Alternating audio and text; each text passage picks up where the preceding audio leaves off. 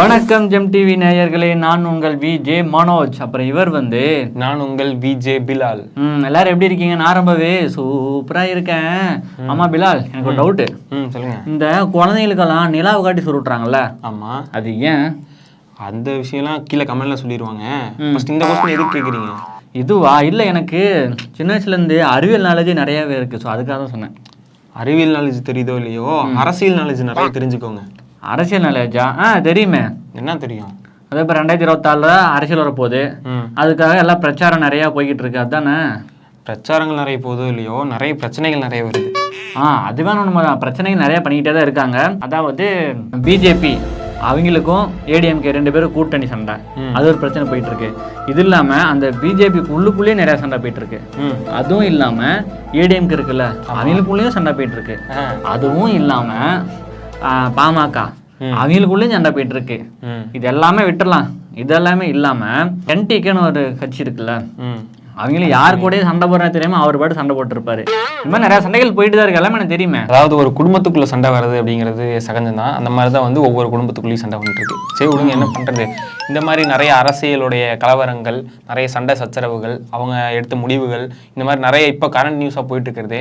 இந்த விஷயம் எல்லாமே ஒரு சின்ன சின்ன கிளிப்ஸ் நாங்களும் எடுத்துட்டு வந்திருக்கோம். ஸோ அதெல்லாமே இந்த வீடியோவில் ஃபுல்லாக பார்த்துடலாம். வாங்க வீடியோக்குள்ள போயிடலாம். வெல்கம் டு ட்ரெண்டிங் டீ கடை.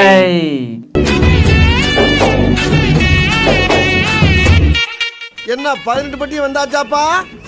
ஏங்க, இந்த கரூரோட பிரச்சனை நடந்துச்சுல, இப்போ கரூர் விஷயம். ஆமா, கரூர் பிரச்சனை. அதை பத்தி உங்களுக்கு என்ன தெரியும்? அதை பத்தி தெரியுமே. அதாவது இந்த கரூர் பிரச்சனை இருக்குல்ல, கரூர். இல்ல வேணாம், சொல்லுங்க.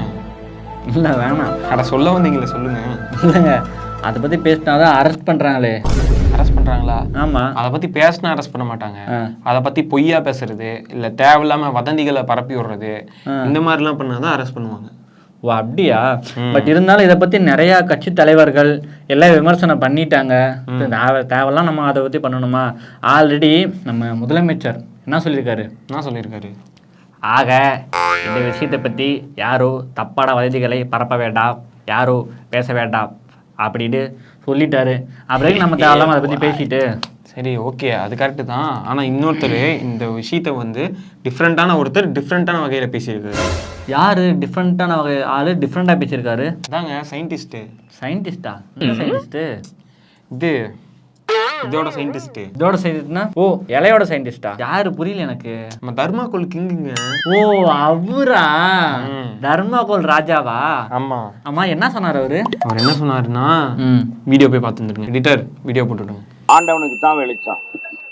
இந்த மாதிரி உயிர் பலி ஏற்படுற மாதிரி எவன் செஞ்சிருந்தாலும் சரி, அவன் குடும்பமே விளங்காது.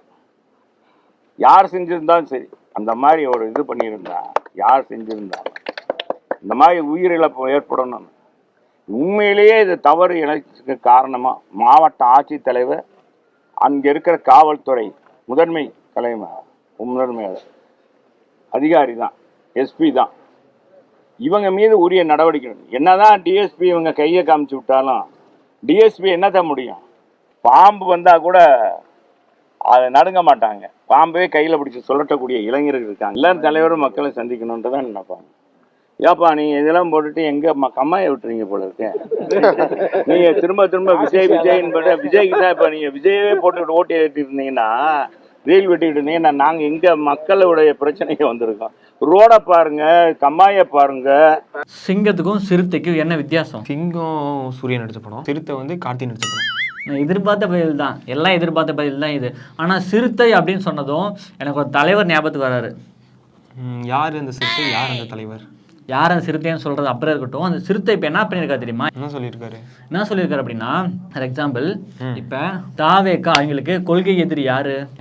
தாமரை. அப்படி இருக்கும்போது உங்க தப்பா பேசுற எதிரின்னு சொல்லும் போது நீ எனக்கு முட்டு கொடுப்பியா? சாரி நீ சப்போர்ட் பண்ணுவியா எனக்கு அப்படின்னு கேட்டிருக்காங்க. அதாவது இப்ப நீ எனக்கு எதிரின்னு வச்சுக்கோ, உனக்கு பிடிக்கல, நீ வந்து எனக்கு சப்போர்ட் பண்ணுவியா? நல்லது பண்ணா சப்போர்ட் பண்ணுவேன், கெட்டது பண்ணா ரிப்போர்ட் பண்ணுவேன். பார்த்தீங்களா, அவங்க பண்ணது நல்லதா கெட்டதான்னு தெரியல, சப்போர்ட் பண்ணியிருக்காங்க. நல்ல விஷயமா கெட்ட விஷயமா தெரியல, ஆனால் சப்போர்ட் பண்ணியிருக்காங்க. இந்த அரசியல் பொறுத்த வரைக்கும் என்ன தெரியுமா ஒரு விஷயம், யார் நம்பர்னே தெரியல தாஸ்னா, அப்படிதான் போய்கிட்டு இருக்கு. அதுக்கப்புறம் என்ன சொல்லிக்க தெரியுமா, இவர் வந்து தலைவர் வந்து இந்த கட்சியோட தலைவர் எதா இருந்தாலும் எழுதி கொடுத்து தான் படிக்கிறாரு, எழுதி கொடுக்குறாங்க, அதை மனப்பாடம் பண்ணி அப்படியே ஒப்பிச்சுட்டு போயிடுறாரு அப்படின்னு சொல்லியிருக்காங்க. அது மட்டும் இல்லாம RSS கட்சி இருக்குல்ல, அவங்க சொல்லி தான் இவர் இயங்கிட்டு இருக்காரு அப்படின்னு வேற சொல்லியிருக்காரு. அந்த தலைவர் யாரு? சிறுத்தை யாரு? சிறுத்தையா? அங்க வீடியோல பார்த்து வந்துருவோம். கொள்கை எதிரின்னு சொன்ன பிறகு எதுக்கு பாஜக வந்து அவருக்கு முட்டு கொடுக்குறாங்க, ஏன் தாங்கி பிடிக்கிறாங்க? விஜய் வந்து என்னுடைய கொள்கை எதிரி பாஜகன்னு அறிவிச்சிட்டாரு. இப்போ நான் என்னுடைய கொள்கை எதிரி பாஜகன்னு அறிவிக்கிறேன், எனக்கு வந்து அவங்க ஆதரவு தெரிவிப்பாங்களா? எனக்கு பிரச்சனை வருகிற போது பாஜக வந்து எனக்கு ஆதரவை அறிக்கை கொடுப்பாங்களா? அவர் எதிரின்னு அறிவிச்சிட்டாரு, எதிரின்னு அறிவிச்ச பிறகு உனக்கு என்ன வேலைங்க? பாஜக ஏன் அங்கே ஓடி வந்து நிற்கிறாங்க, எதுக்காக முட்டு கொடுக்குறாங்க? தமிழ்நாட்டில் அவர்களால் கடந்த 25 ஆண்டு காலமாக காலூன்ற முடியவில்லை. என்னென்னவோ பகிரத முயற்சிகளை மேற்கொண்டு பார்க்கிறார்கள், முடியவில்லை. இப்போ 2 பெரிய தலைவர்கள் இல்லை என்கிற நிலையிலே எப்படியாவது ஒரு குழப்பத்தை உருவாக்கி விடலாம் என்று நினைக்கிறார்கள். விடுதலை சிறுத்தைகள் இருக்கிற வரையில் அவர்களால் இது போன்ற எந்த சூது சூழ்ச்சியையும் வெற்றிகரமாக செய்ய முடியாது என்பதை மட்டும் நாங்கள் சொல்ல கடமைப்பட்டு இருக்கிறோம். அவருக்கு வந்து எடுத்து இது மாதிரி பேசுங்கன்னு சொல்லி கொடுக்குறாங்க. அவர் வந்து சுயமாக சிந்திச்சார்னா நிச்சயமாக இந்த மாதிரியான தவறுகளை பிழைகளை அவர் செய்ய மாட்டார்னு நான் நினைக்கிறேன், நம்புகிறேன். அவர் சுயமாக சிந்திக்கலை, சுயமாக திட்டமிடலை, சுயமாக எந்த செயல் திட்டத்தையும் வர இருக்கலை. அவரை சுற்றி இருக்கிற கும்பல் அத்தனை பேரும் RSS பாசறையில் பயிற்சி பெற்றவர்கள். நிர்மல்குமார் யார்?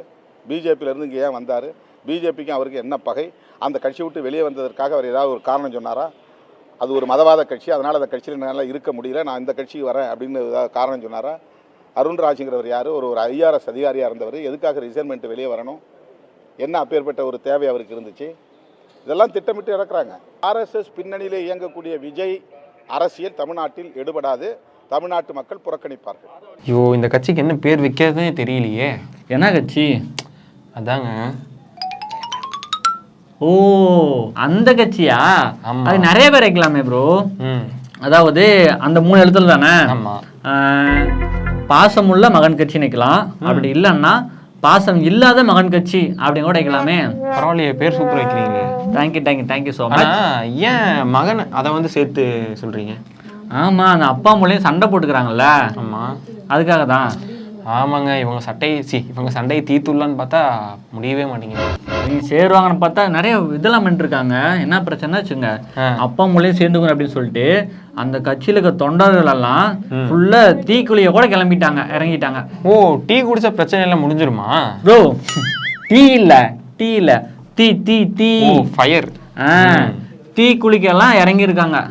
அந்த பிரச்சனை போய்கிட்டு இருக்கு. அது மட்டும் இல்லாம ஒண்ணு நான் பாத்தீங்கன்னா, தன்னுடைய மகன் கிட்ட இருக்கிற பதவியை புடுங்கி வேறொரு மகன் கிட்ட கொடுத்துட்டாரு. ஓ, அவருடைய மகன் இருந்து அவர் பதவியை புடுங்கி GK மணியோட மகன் கிட்ட கொடுத்துட்டாரு, அப்படிதானே? ப்ரோ, நான் அன்புமணி GK மணின்னு சொல்லவே இல்லையே. ஏங்க, எல்லாமே தெரிஞ்சிருக்குங்க, கொஞ்சம் தெரிஞ்சு வச்சிருக்காப்ல. கொஞ்சம் சின்ன சின்னதா தெரியும், அவ்வளவுதாங்க. சரி, ஓகே. இதை பத்தி முழுசா தெரியுமா? தெரியாது, வீடியோல பார்த்து வந்துருங்க. மகிழ்ச்சியான நாள். என்னுடைய நீண்ட நாள் ஆசை நிறைவேறப் போகிற நாள். நான் அதிகம் நேசிக்கின்ற பிள்ளைகளில் ஒரு பிள்ளை தமிழ்குமரனுக்கு இன்றைக்கு இப்பொழுது உங்கள் முன்னாலே மாநில இளைஞர் சங்க தலைவராக நியமனம் செய்கிறேன். ஒட்டுமொத்த பாட்டாளி மக்கள் கட்சி சங்கம் அனைவரும் அவருக்கு வேற ஆதரவு தருவார்கள்.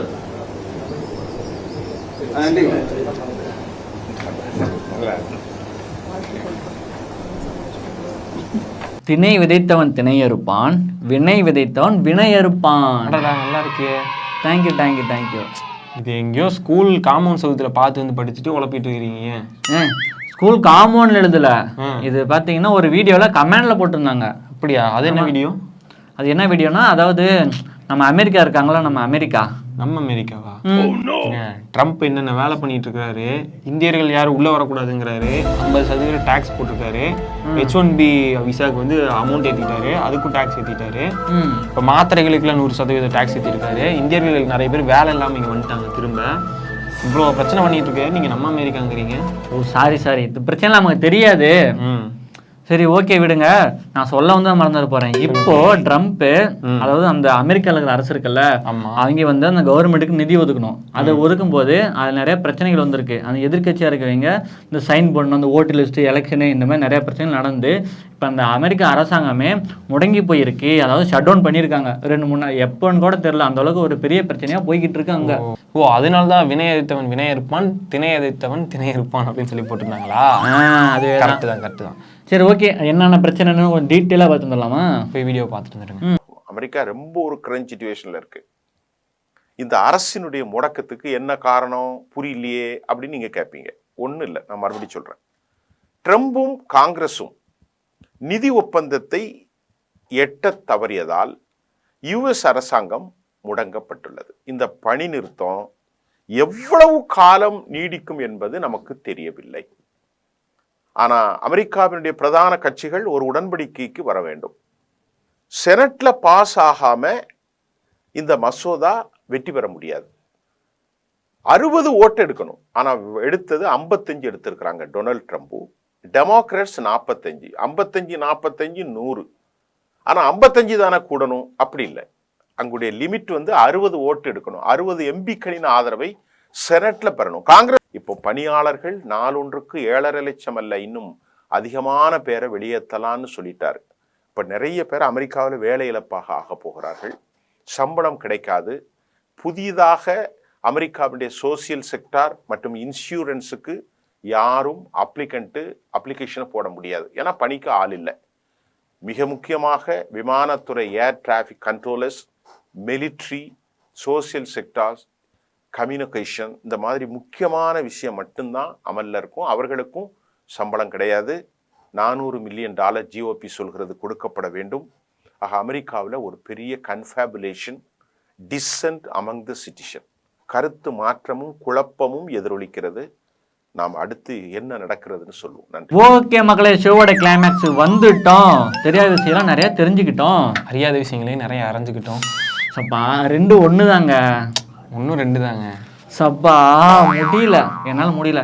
சரி ஓகே, இந்த மாதிரி தமிழ்நாட்டில் இப்போ கரண்டில் போயிட்டு இருக்க news, trending news, current news எல்லாம் ஷார்ட் அண்ட் ஸ்வீட்டாக தெரிஞ்சுக்க நம்ம ட்ரெண்டிங் டீ கடை ஷோ பாருங்கள். முக்கியமானோன்னா ஜெம் டெலிவிஷனை யூடியூப்பில் சப்ஸ்கிரைப் பண்ணி அப்பப்போ அப்டேட் தெரிஞ்சுக்கோங்க நியூஸை பற்றி. ஓகே, அது மட்டும் இல்லாமல் ப்ளே ஸ்டோரில் போனீங்கன்னா ஜெம் டிவி தமிழ் அப்படின்னு சர்ச் பண்ணிங்கன்னா நம்ம சேனலுடைய ஆப் வரும்.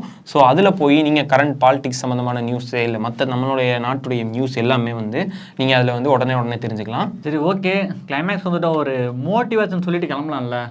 மோட்டிவேஷனாக நீங்களே சொல்லிடுங்க. நானா என்னப்பா திடீர்னு வந்து இங்கே என்னை கொத்து விட்ற? சரி ஓகே, நேற்று செய்ய வேண்டிய வேலையை இன்று முடிப்பவன் சோம்பேறி, இன்று முடிக்க வேண்டிய வேலையை இன்றே முடிப்பவன் சுறுசுறுப்பானவன், நாளை முடிக்க வேண்டிய வேலையை இன்றே செய்பவன் தலைவன். ஓகே சொல்கிறீங்க. ஓகே, நல்லா தான் இருக்கு. சரி ஓகே, அடுத்த எபிசோடில் உங்களெல்லாம் மீட் பண்ண வருகிறேன். இப்போ நான் கிளம்புறேன். நான் உங்கள் விஜய் மனோஜ். நான் உங்கள் விஜய் பிலால்.